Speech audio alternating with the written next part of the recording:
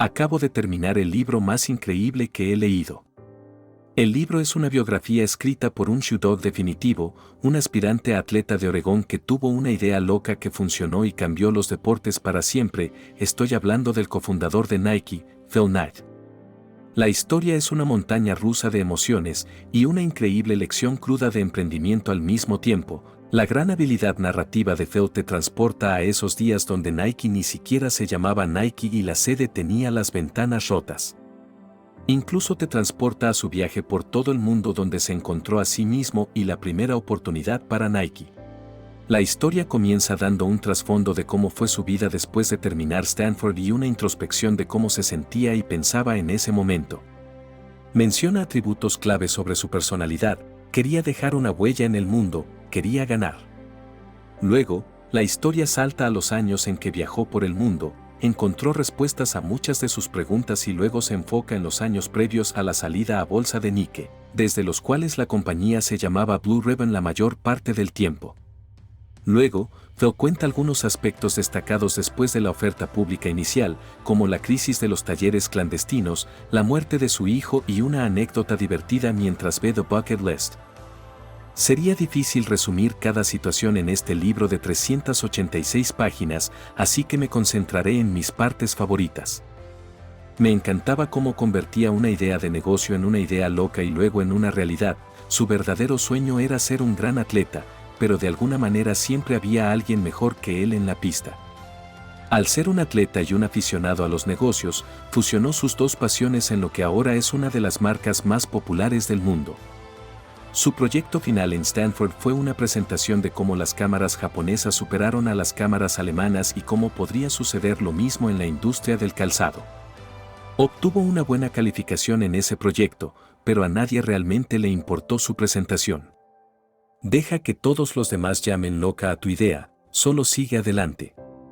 No te detengas ni siquiera pienses en detenerte hasta llegar allí, y no pienses mucho en dónde está allí.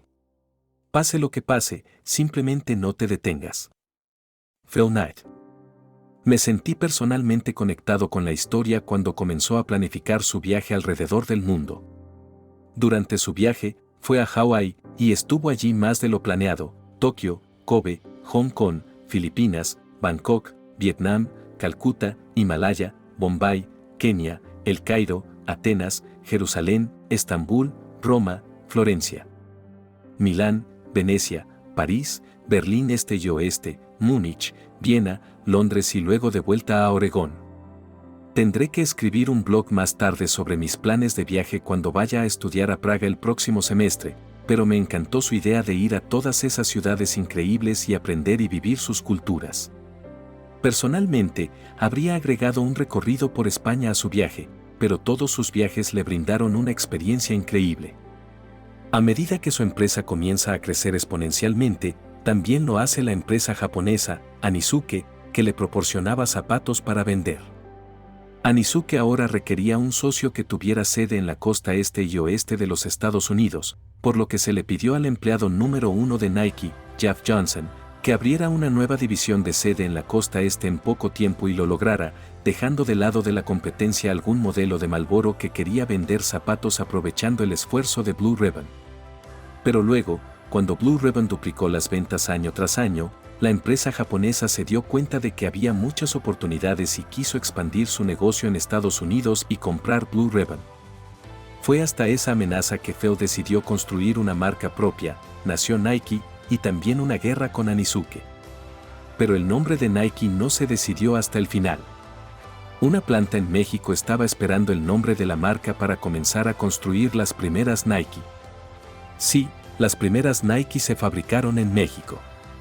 El empleado número 1, Jeff Johnson, tuvo que salvar el día una vez más. Se le ocurrió el nombre dormido, en sus sueños, y lo justificó expresando que Nike era la diosa de la victoria. En cuanto al swoosh, ese fue un trabajo de $35 de un estudiante de Phil mientras daba clases en el estado de Oregón. El swoosh surgió de la idea del movimiento y nadie en la junta estaba completamente seguro de ello. ¿Qué diablos es un swoosh? Es el sonido de alguien pasando a tu lado. Hay una anécdota financiera loca que me gustó mucho. Nike casi no tenía capital propio, pero sí un flujo de caja enorme, necesario para seguir creciendo al ritmo que lo estaban haciendo. Bank of California decidió algún día congelar abruptamente la cuenta de Nike pensando que era un fraude. En ese momento, Nike pidió prestado $1 millón del banco y $1 millón de Niso Iwai, una empresa comercial japonesa, para operar. Tenían una planta en funcionamiento e importaban muchos zapatos de fábricas japonesas. Para pagar a proveedores y socios, Phil le pidió a Niso otro $1 millón para pagar la deuda en el banco, a lo que Niso dijo que tenían que revisar los libros de Nike. Los números se veían bien, Nike siempre optó por pagar primero a Niso, y cuando estaban siendo auditados, Tom Sumeragi, el representante de la cuenta en Niso, tuvo que confesar que mantenía las notas de Nike separadas para darles más tiempo para pagar. Finalmente, el jefe de Sumeragi decidió ayudarlos, pagando su deuda con el Banco de California al mismo tiempo que cancelaba una oportunidad de negocio con el Banco de California. Hubo una crisis financiera más que afectó a Nike. Los competidores lograron demandar a Nike de acuerdo con una antigua ley de precio de venta estadounidense, instando a Nike a pagar 25 millones en compensación. La solución de ese problema no fue tan dramática, un acuerdo por 9 millones. Fue logrado. Pero en ese momento, Nike ganó 70 millones en ventas y estaba a punto de salir a bolsa, la misma semana que Apple lo hizo en realidad. Gran parte de esas ventas provienen de contratar a artistas y atletas para que usen Nike. El negocio siguió mejorando y Phil finalmente salió del negocio después de 52 años de trabajar en él. No tengo una conclusión sobre este libro.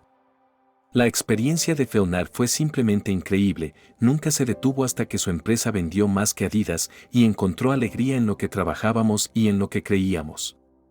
Recomiendo totalmente a cualquiera que lea este libro, vale mucho la pena y es agradable.